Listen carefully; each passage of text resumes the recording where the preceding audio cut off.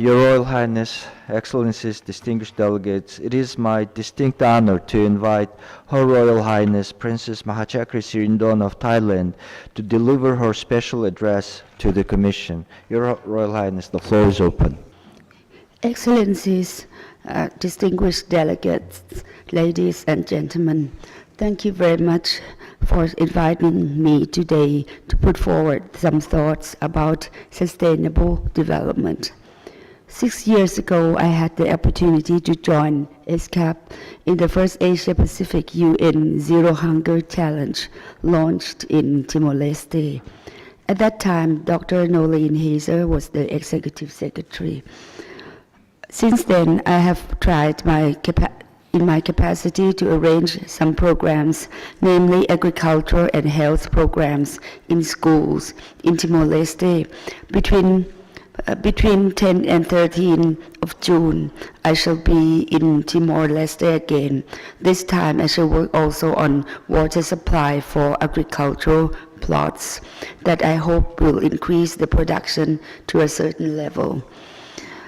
In our work, aiming at zero hunger does not mean only to stop people from being hungry, but these people should get the right to nutritious food, which I consider a basic human rights, and thus having good health leads to their well-being.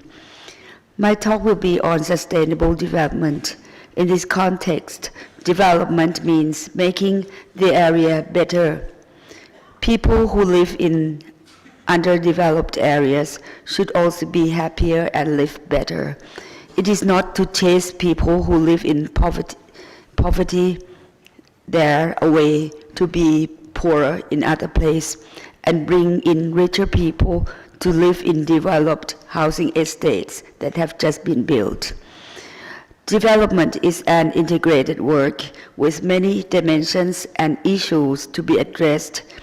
In order to achieve sustainable development, knowledge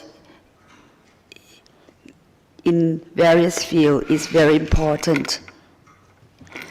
Here I would like to talk about 3 dimensions: health, education, and jobs, agriculture or non-agriculture jobs. Another important keyword is sustainable or sustainability. Development work should not last only a few years, but should go on as long as possible. Knowledgeable experts or extension workers who go to the place from outside the community to undertake the development work. It's not enough. Many of them inspire younger generation of experts to go and work for the people in that community. That is not enough. There must be the local wisdoms or local sages who have the knowledge that they have acquired from the forefathers and pass on the knowledge and working skills to the younger generations.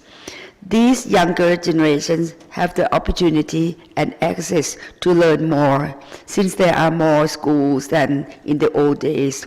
Apart from teachers, children now can get the knowledge from books in school libraries, from new media such as the internet.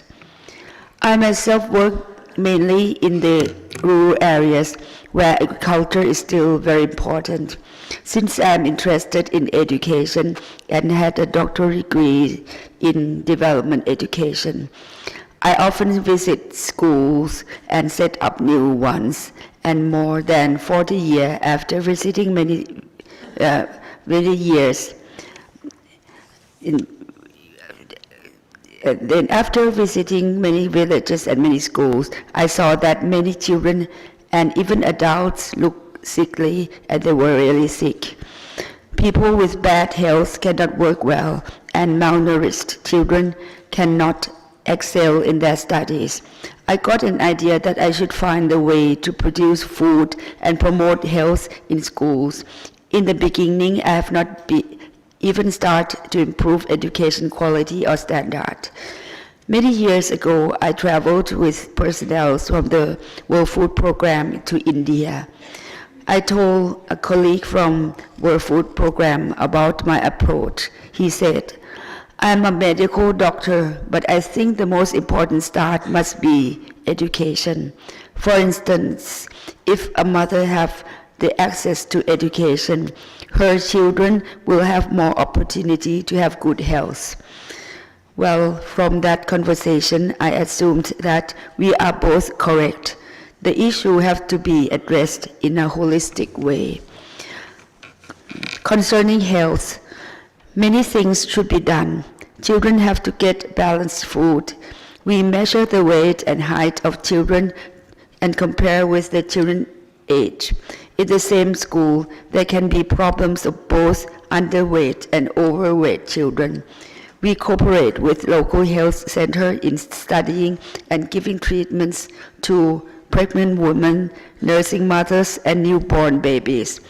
Preventive measures such as vaccination or immunization is still important. Control recurrent diseases. Treatment of communicable and non-communicable diseases. Clean drinking water is very important. Now water resources, even rainwater, are often contaminated with bacteria from bird droppings or animal feces and toxic chemical residue from herbicides, pesticides, or chemical fertilizers, as well as heavy metal loads in the soil in ore mines. WHO officers who came to Thailand commented that we use too much bottled water than necessary. There are many ways to get clean water: boiling, filtering to clean out the chemical, reverse osmosis process is necessary. The membrane technology is efficient but still expensive. When I was young, I had seen extreme case of malnutrition. People believed they should not eat animal meat and even eggs. The result was that there were cases of marasmus and kwashiorkor. Now all problems are solved and people who are still vegetarians are healthy. Doctors at the university hospital treated the patients. They supported handicrafts such as weaving. The Highland Royal Project support the cultivation of protein-rich plants and rice. On nutritional side, we have school farms with animal, fish, vegetable, and fruit trees. Funding this is giving for what we have to buy. Children learn modern agriculture techniques and how to run organic farm using compost and organic insecticides. They learn also about cooperative. Some people say that 10 years old is too young to learn about cooperative, but they actually can master the technique. They learn also about cooking, food preservation, and easy food processing. We also emphasize on hygiene, such as dental health, clean hair means no lice, no skin diseases, worm and deworming, toilets, sanitation, and personal hygiene.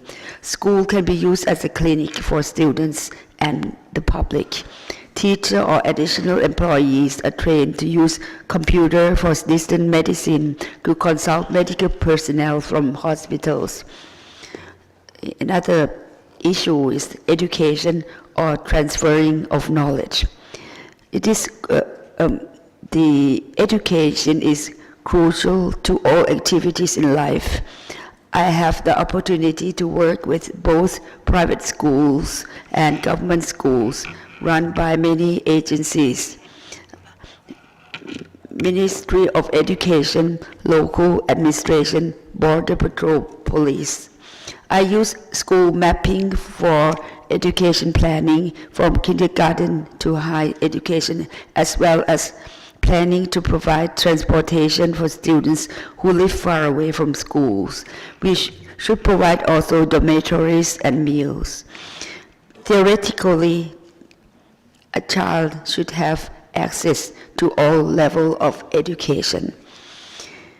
In schools and outside schools, literacy programs should be implemented for both children and adults. There used to be an argument in which language should be taught. They should be taught. Apart from international schools, I think the media of teaching should be the national language, in our case, as the Thai language. We should not block anyone from the opportunity of having mainstream education.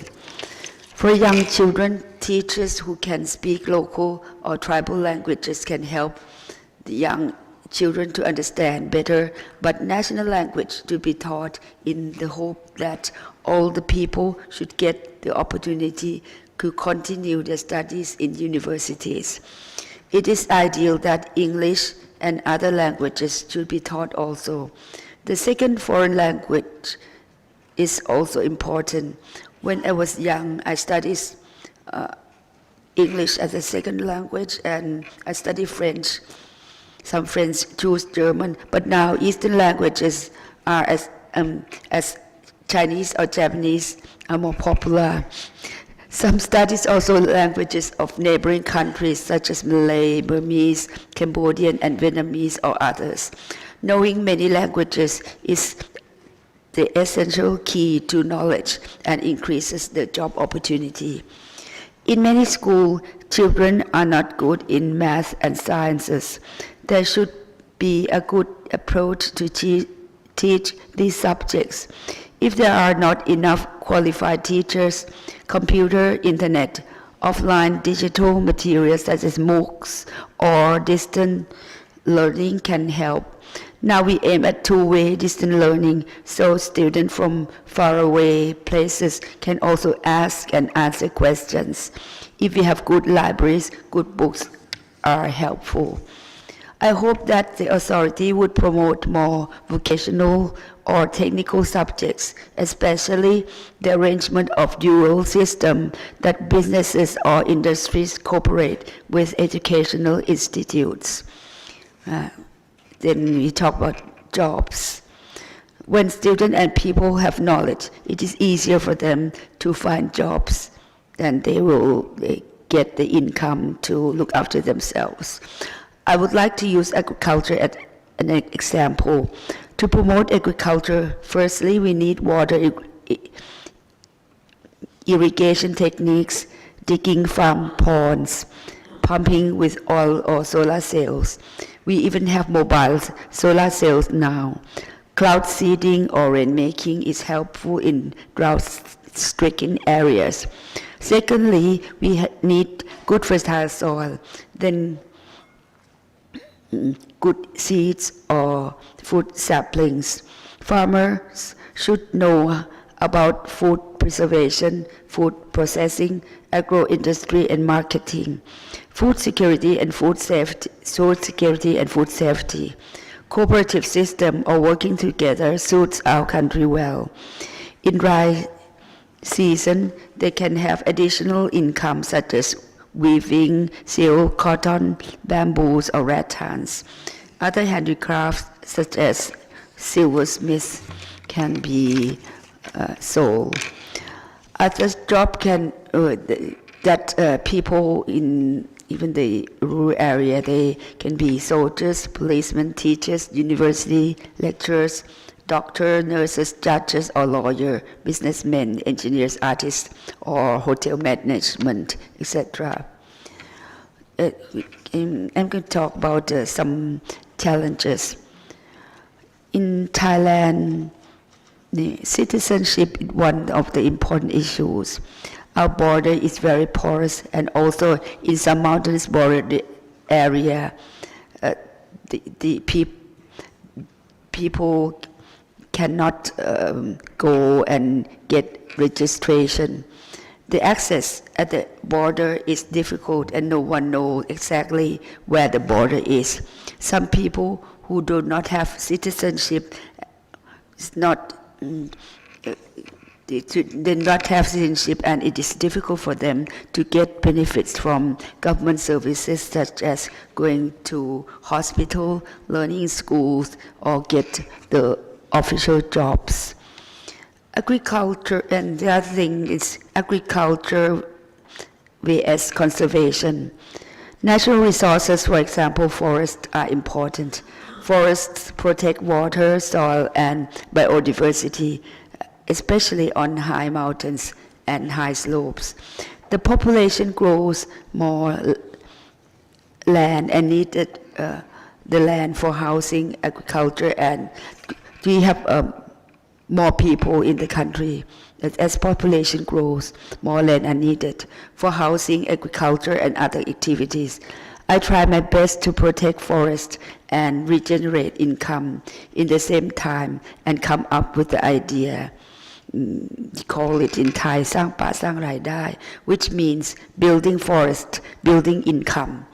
We grow trees not in rows but randomly, choosing native trees and plants with different heights and levels of canopies.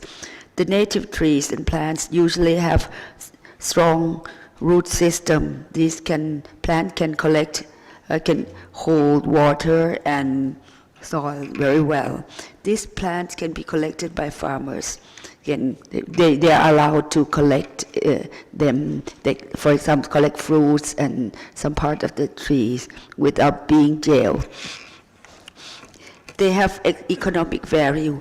The fruits and other parts can be picked and introduced into agro-industry and generate additional income. Our successful plants are coffee, McQueen, or Centoxylum, Limonella, Alston. It's a big trees. And Indian gooseberry, book, elephant foot yam, Tua Mahe or pigeon pea, rattan and cane, etc. Another method that my father taught everyone is 3 kinds of forests with 4 benefits. Fast-growing wood for construction and fuel, edible plants. These 3 have the 4th benefit in conserving the water or humidity. We plant trees along with building check dams on the high slope. International cooperation. Sharing is the key word for life at present. We cannot live and be prosperous alone. We in Thailand get a lot of knowledge from studying and training and other assistance from other countries. We also share our knowledge with others. By inviting people from other countries to come for study tours or trainings. And also we have the programs or projects in many countries. In Thailand, I have my own nutrition programs for almost 40 years and work in other 10 Asian countries. We integrate the knowledge of education, health, hygiene, sanitation, nutrition, agriculture, and home industry for the benefit of schools and communities. I am also involved with my father's other projects abroad, such as the integrate farming projects into African countries. This year, Thailand hosts ASEAN meeting, so we hope that we shall have more the opportunity to work more closely with other countries, not only in ASEAN, but all over the world. Sharing and helping each other create and nurture friendship, and friendship is most valuable gift of all. Thank you.